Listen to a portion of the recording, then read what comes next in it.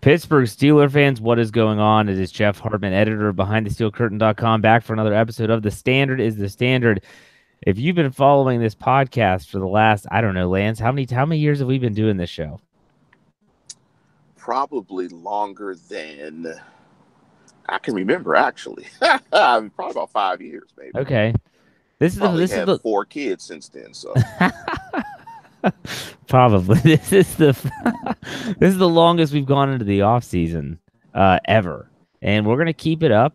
Shows might get a little bit shorter. But what we decided to do is, okay, what can we talk about in the offseason? We don't want to get too much into NFL draft stuff. College football just ended. We're going to start giving out some grades. This is something we did on the post-game show. We did it every week. We graded out exactly how we thought players played. Now it's time to take a look at the season as a whole. And we need to figure out, okay, who gets what grade? And today, the two positions we're going to talk about are quarterback and offensive line. So those are the only two that we're going to talk about today. So buckle up for that later. But before we get to that, the news. There is some news today, and it's not drama related for once. I don't feel like I'm writing for TMZ anymore. And that is that Mike Munchak, who was highly considered to be the next head coach of the Denver Broncos, did not get the job. And he does not want to coach anywhere else. So it looks like he's coming back to Pittsburgh. Lance, what is the significance of this, in your opinion? that's probably the best news that we've heard since the Steelers closed their season. Like you said, Jeff, it's not drama-free. I think everybody, Munchak is the best assistant. He does a fantastic job with that offensive line, and we've line has grown as a unit over the course of his tenure as a Pittsburgh Steeler. And hopefully this good news will continue with the Pittsburgh Steelers as they hire some good new coaches as well to replace some of the guys that have been fired from the staff. But it's a great job that Mike Munchak is staying. That would have been a big void, and that continuity gets to stay because there could be some turnover in that line with Ramon Foster being a free agent, and depending on what the Steelers decide to do with their off-injured right tackle, who you do not like. We're going to talk about that in a second, but let's get back to Munchak and the coaches. Obviously, I'm sure fans heard Joey Porter was fired, essentially, was asked not to return. And so was James Saxon, the running back coach, who had been there the last 5 years and produced some pretty solid running backs, to be honest with you, with Le'Veon Bell, James Conner, even Jalen Samuels. We don't know what goes on behind the scenes, but nonetheless, those are the two coaches that have been fired. Reports were today that Tomlin met with Keith Butler, had a very good meeting, and that he's probably going to be back. Now, let's get back to Munchak, though. In my opinion, and let me ask what you think of this. If I'm the Steelers, now they already have an assistant coach, and that's Mitchell, who used to be the defensive line coach. If I'm the Steelers, though, I'm promoting Mike Munchak. He's still the offensive line coach, but he's an assistant head coach. I want to make his job more significant. I want to pay him some more money. I want him to be more of a face and not just an offensive line coach. You think that's a smart move for them for a lot of reasons, mainly because, heck, I think he's been their best coach since he's been with the Pittsburgh Steelers. I would definitely give him more money. I don't know what the title means, and I'm not sure what all of his.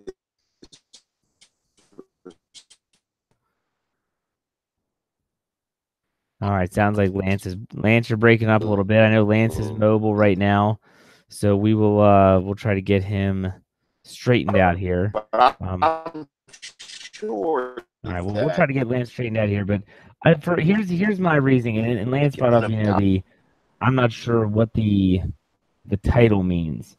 For me, I guess maybe in the back of my mind, I've always kind of thought to myself, you know what?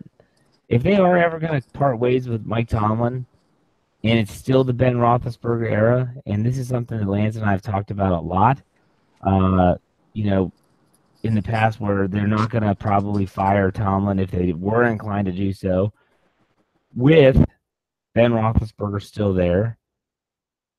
You would think if you were going to do it, you're going to have to hire internally. And if you're going to hire internally, you have one guy on staff that has head coaching experience. That would be Mike Munchak. You give him a little boost. You call him an assistant head coach. You kind of maybe set him up if you feel like it's necessary. And if I think, maybe if they do that, then there's a good chance that maybe that Tomlin is a little bit on the hot seat. But, we'll see.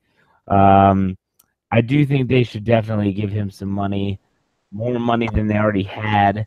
I think they did that last year when the Arizona Cardinals were looking for him to maybe be their next head coach. And so here we are. So with that said, we'll see what happens. Trying to get Lance back on the show here. We'll see if we can get him. All right, Lance, you there?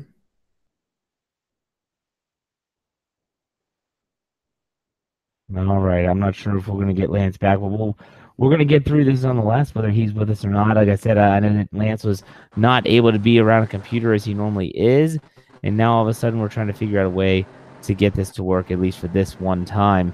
So the other news, as I mentioned, no more Joey Porter, no more James Saxon, but the reports are also stating that the Pittsburgh Steelers are going to be on the lookout to add more coaches. Now, I did not realize this. This came from Dale Lawley of DKPittsburghSports.com, and he stated that, and like I said, I didn't know this, that the Pittsburgh Steelers have one of the smallest coaching staffs in the entire NFL.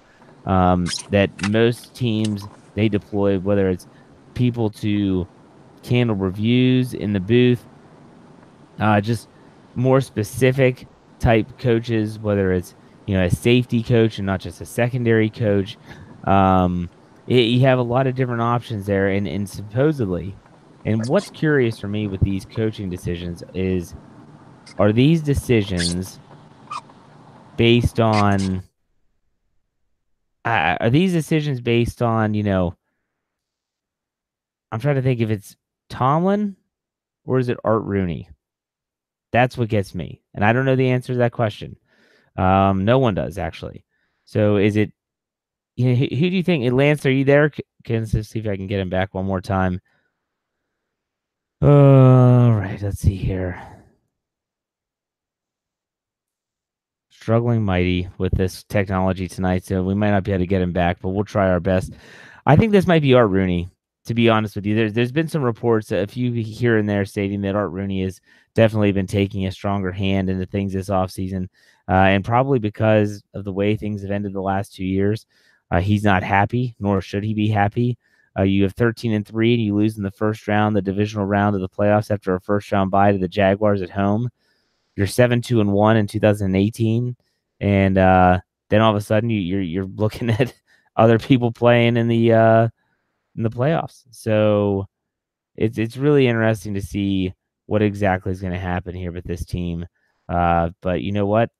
It is what it is, and we'll see exactly how they handle this situation moving forward. So let's talk a little grades. I know that Lance and I had talked about the quarterback position. He was very upset when he saw that Jerry Dulac of the Pittsburgh Post-Gazette gave Ben Roethlisberger, believe it or not, an A grade for the season. And he sent me a text message saying essentially, man, these guys are a bunch of homers. Now, I do know that Lance is about to talk about that on one of his upcoming podcasts, which is, yeah, I said that. I said it. He said that. Yeah, I said it. He wants to talk about how the Pittsburgh media handles Ben Roethlisberger. But I think both of us agreed. And if you're watching this live on YouTube, feel free to go into the live chat and let us know what grade you would give Ben Roethlisberger for the entire season. We're not talking quarterly grades, half season grades. We're talking start to finish. How would you grade it? And I think we both agreed that there's no way you can give Ben Roethlisberger an A grade this season based on the fact that he turned the ball over so much. And for me, I can't speak for Lance in this scenario. It's not so much the quantity of turnovers. I mean, considering the fact that he led the NFL in turnovers. Now, it was stated in the comment section of one of our previous podcasts that even though he did lead the league in turnovers, it was the lowest. That one they say was the lowest total to lead the NFL in a really long time. I did not look that up, but even if that's the case, to me, it's also when you have the turnovers. It's those turnovers I think about I think about the play in Jacksonville that didn't even count. The interception that he threw that was wiped away by the flag when Ryan Switzer was interfered with. I think about the Denver interception that was just so bad. I think back to even 2017, and I shouldn't, but it just comes into my mind. The interception in Week 15 against New England. It's just these untimely turnovers when you really need to make a play. You put the ball in who you think is your best offensive player's hands, and he throws it away, literally. So we thought about it. I gave here's the crux of it is because you have the turnovers, which are so awful on one side, and on the other side, you do have pretty good statistics. He threw for over 5,000 yards, set a new record for touchdown passes. The red zone offense was very good. He was a big part of that. And so, where do you kind of weigh in the, counterbalance all that together? And for me, I came up with a grade of a B minus. I'm not sure. I'm pretty sure Lance agreed with that. But at the same time, I'm like, man, he did have a good season, but those interceptions were just killers. And so I couldn't give him an A. And so I went with a B minus. And I'm not really sure if that's right, wrong, or indifferent. And I'm anxious to see. I'm pulling up the live chat right now. What other people are thinking when it comes to this exact grade, because for me, it's just one of those things where I'd love to give him an A because I love Ben Roethlisberger. I'd love to give him an A because of all the great statistics that he had, but I can't give him an A because it seemed like when the moment was bigger, he got smaller. And yeah, you can say that New Orleans wasn't his fault. He didn't fumble there. And in Cleveland, it wasn't his fault because James Conner fumbled there. And I get all that, but at the same time, I just expected more. And so I give him a B minus. Some other grades that are rolling in. A lot of people are saying B. Yeah, there's a lot of people are talking about, different the gunslinger personality, stuff like that. So still, I gave a B minus. I gave a B minus. Lance is I think he agreed with the B minus. Some are saying a C. Um, it's tough. This is a tough grading. We started with probably the toughest grade of them all, in my opinion, and that is grading Ben Roethlisberger in the quarterback position. Now, something that I want to talk with tomorrow night, just to kind of tease this show a little bit in our Steelers preview, we're going to approach the Steelers quarterback situation going into next year and look at the depth. I guess you can't really grade. I guess you could grade Joshua Dobbs, but he really only had maybe a half of a quarter of play. Didn't show a ton. Didn't show that he was horrible. I'm still got my head around Mason Rudolph. I really want to see what this kid is possible of doing or capable of doing, I should say. I look at this game and say this kid and think he's the first one, and they've drafted quarterbacks in the Ben Roethlisberger era before, where there's Dennis Dixon, Brian St. Pierre, all these guys that have come in and gone during Roethlisberger's time with the Steelers. But Mason Rudolph is the first one that I've kind of thought to myself, this might be the future. This might be the future of the team at the quarterback position, but we haven't seen him yet. There's nothing to grade. But so I say B minus. Let us know what you think both in the comments and say if you're watching this later or if you're on behindthesteelcurtain.com, do in the comments what do you grade Roethlisberger in his season. I say B minus. Lance agreed with me with a B minus. So a lot of C's. Lance, I'm sorry, Lance just let me know it's a B. He said just a straight up B. I can't believe I'm more harsh on Roethlisberger than he is, but that's where we are. So, no, a lot of people were coming at me with, the losses. Look, I'm not pinning all the losses on Roethlisberger. The defense had their share. I'm just saying that his job is to protect the football sometimes, and he didn't do that well in 2018. So we switched gears from Roethlisberger to the guys that were protecting Roethlisberger and opening up running lanes, and that would be that offensive line led by Mike Munchak, who, as we talked about earlier, seems to be coming back. This is tough because I look at it as I always tend to look at the line as the left side, right side, and center. I thought Marquise Pouncey had a great year. He was a player that, in my opinion, was never really where he was before he broke his leg. I think that was maybe 2015 when he broke his leg in the preseason, and everyone thought he was going to be able to come back. Turns out he had to have all these skin grafts and almost lost his leg. All this stuff never came back. It seemed like it took him a while, but this year, and he's a Pro Bowler, second team All Pro, rightfully so. I thought he played a tremendous year, stayed healthy, was really a prominent role on that front offensive front, and a really big factor for the Steelers moving forward. He has said he will play as long as Roethlisberger does, so hopefully that is the case because they're going to need him.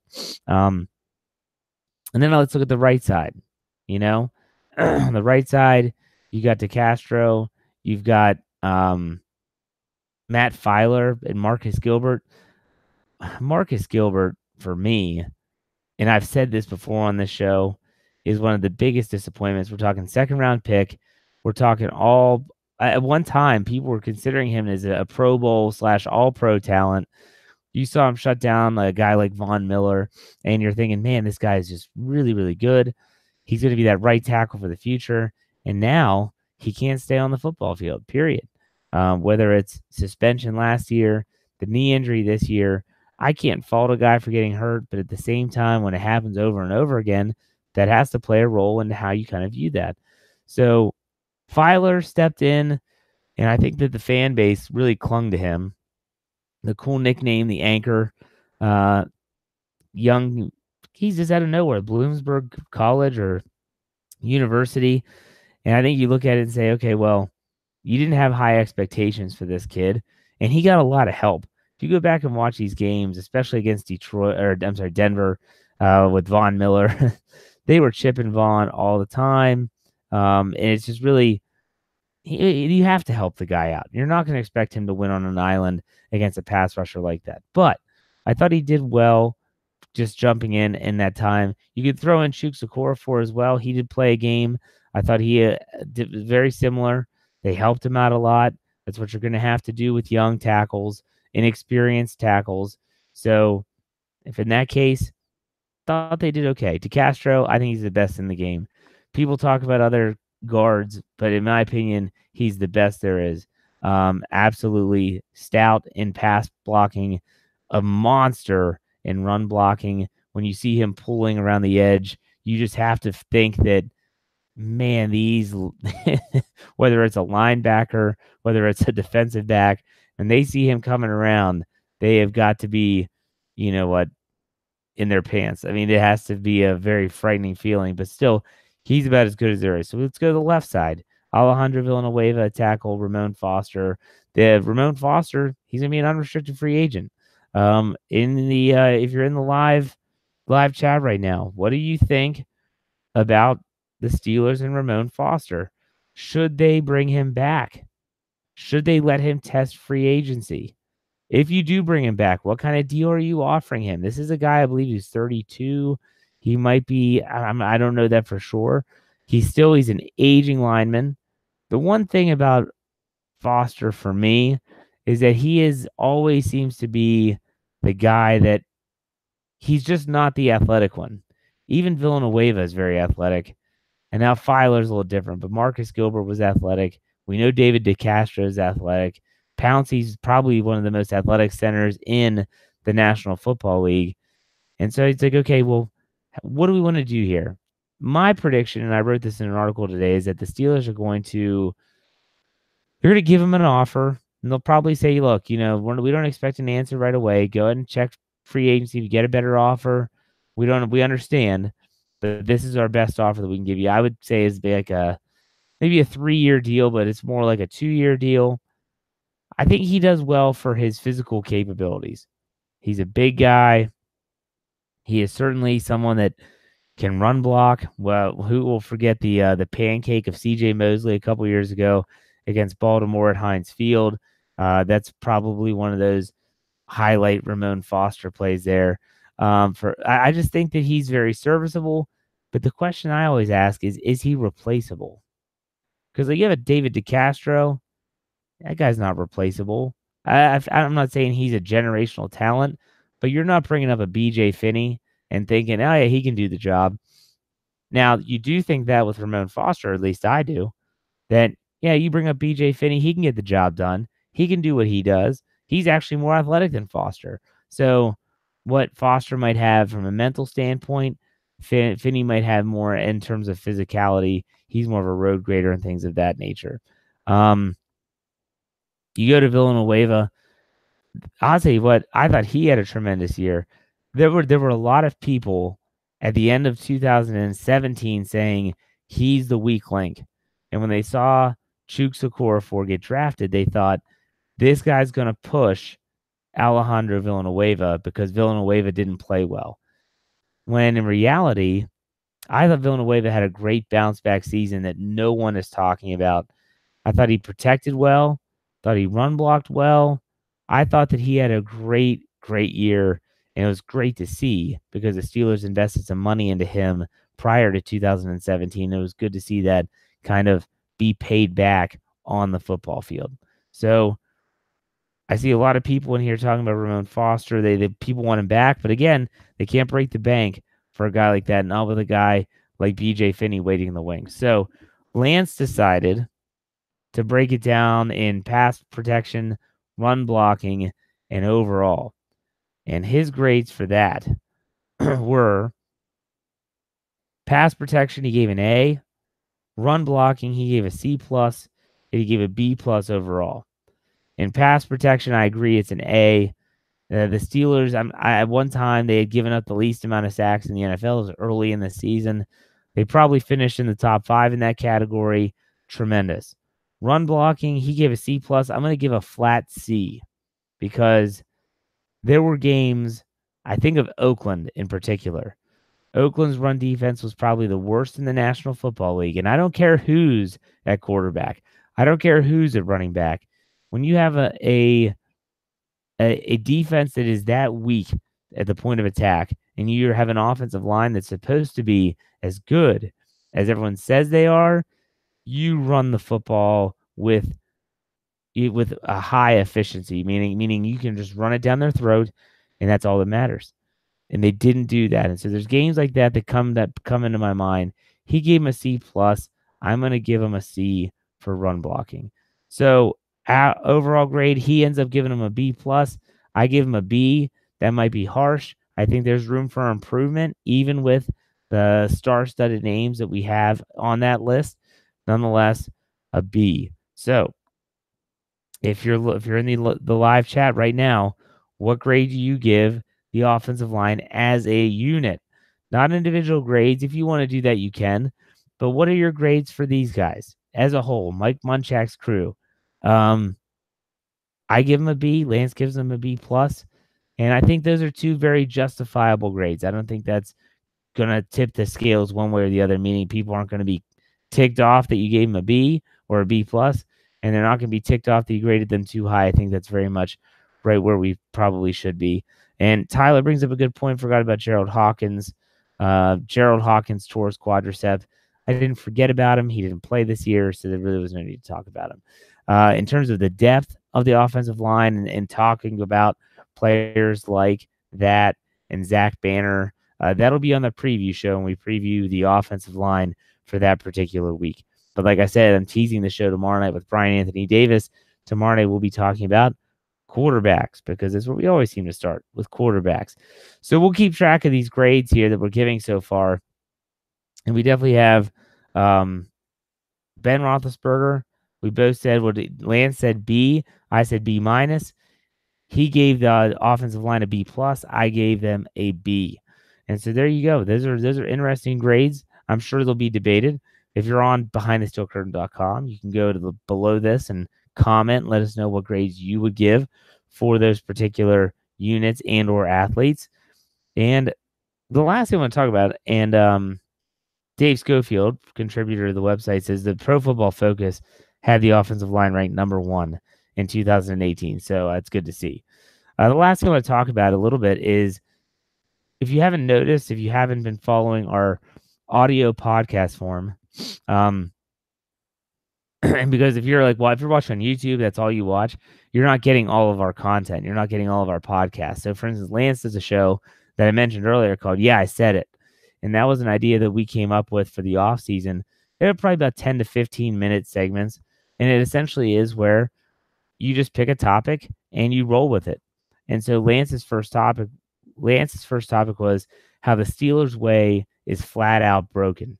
And he went into great detail about why he thinks the Steelers' way is just plain broken. And it's justifiable. I can understand that. Now, I also have my own show, and we might have some hosts jump in here or there.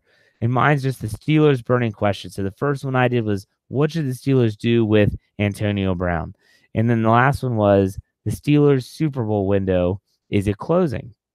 And so those are questions that we answered. So I just want to I wanted to take a minute to talk about the Steelers' way being broken that Lance talked about. Now, Lance agreed that he thought that this was absolutely, positively broken. But I find that hard to believe when it's all based on winning. You can talk about style of play. You can talk about defense, a tenacious defense. But you have to understand something. The game changes. So, yeah, I would love for Jack Lambert and Donnie Shell and Mel Blount to be those style of players in the NFL today, but they can't. These players cannot do that anymore. Jack Lambert would be kicked out of the league for the stuff that he did if he played in today's game. Some say, and I agree, that he couldn't play in today's game because of that. They created rules for guys like Mel Blount. So I understand what he's saying there. Excuse me. But at the same time, you don't have to go all the way back to 70s to see how things were done a little bit different. Even the 2005 team, I know that was Bill Cowher. That's a very touchy subject with our fan base. The team was different. It was more of a team, more of a cohesive unit. 2009 when they won the Super Bowl, same thing.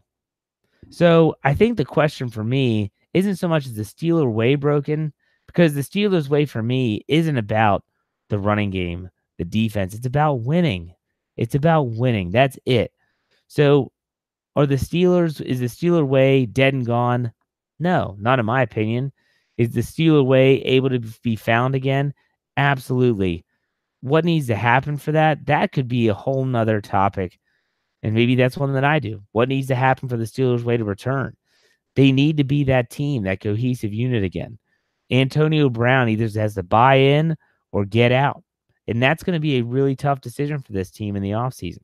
You have players like Ben Roethlisberger, whether it's what's happening that is being reported is true or whether it's not, Roethlisberger's leadership is being questioned by both public media and some local media.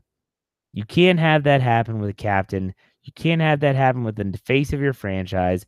You can't have people saying that the quarterback and the coach are in cahoots. You can't basically say that the Steelers' way is this circus, this three-ring circus that has become the Pittsburgh Steelers. They need to get rid of that stuff. And I'm not saying they need to get rid of people or players. They need to get back to business of winning. Period. Is this team capable of winning? Absolutely. And that's where I came in with my show and my question of the week, which was, is the Steelers window closing? And I stand by my answer of no, it's not closed. Is it closing? That's debatable. But I do not think that it is closed completely, even if Antonio Brown leaves. Because in my opinion, I think that this is probably it's a turning point for the organization right now. It really is in a lot of different ways, whether you're talking about free agency, having money to spend, you're talking about a higher draft pick than you normally have. You're talking about a team that, in my opinion, is just a few players away from being even more of a Super Bowl contender than they were already considered before they came into this season. So is the Steelers Super Bowl window closing? Maybe. Closing. Is it closed? Absolutely not. Not in my opinion. Is the Steelers' way broken? Well, if you consider the fact that they're not winning, then yeah, I guess it is. But to me, the Steelers' way isn't about anything other than W's and trophies. They've collected some W's in Mike Tomlin's era, but only one trophy. They need to get back to that. And it starts, in my opinion, with the drama leaving, team cohesiveness coming in, and being that group that we've seen so many times throughout everyone's time of being a fan, whether you're young and you maybe started watching the football around 2009 when the Steelers won Super Bowl 43, or whether you're an older fan that witnessed all those great 70s teams and the dynasty of the 1970s, it doesn't matter. So, with that said, like I said, these shows are going to be a little bit shorter. I apologize that Lance was not able to stay on the show. He's out in California. He was en route home. Not good sound, so we just cut it out, and I did the grades. Lance will be back next week. We'll talk about the grades. He'll answer any questions maybe that you might have about the quarterback grading, and stuff like that. Here's what to look forward to. Already mentioned it a couple times. Tomorrow night, Steelers preview. Myself and Brian will be talking about the quarterbacks on the roster, what to expect, what do we think is going to happen, all that. So check us out. We'll be on YouTube and on audio form. And then that's the end of the week. Next week, Monday, Lance will be back talking about Ben Roethlisberger. Should he even get a contract extension? You might be surprised what Lance says. You have to check that out on Monday. Make sure you follow all of our audio content on iTunes, Google Play, Stitch, Art19, Spotify, you name it. If you didn't know we had a YouTube channel, go there, type in BTSC Steelers Radio, give us a subscribe, like, comment. We appreciate all the help there, all the support. So make sure you check out BehindTheSteelCurtain.com for all your Pittsburgh Steelers needs. We're still getting you like 8 to 10 articles a day, and it's the off season. So check that out. Now, like I said, sorry for Lance not being here. Hope you enjoyed the show. We'll see you next week for another episode of The Standard is the Standard.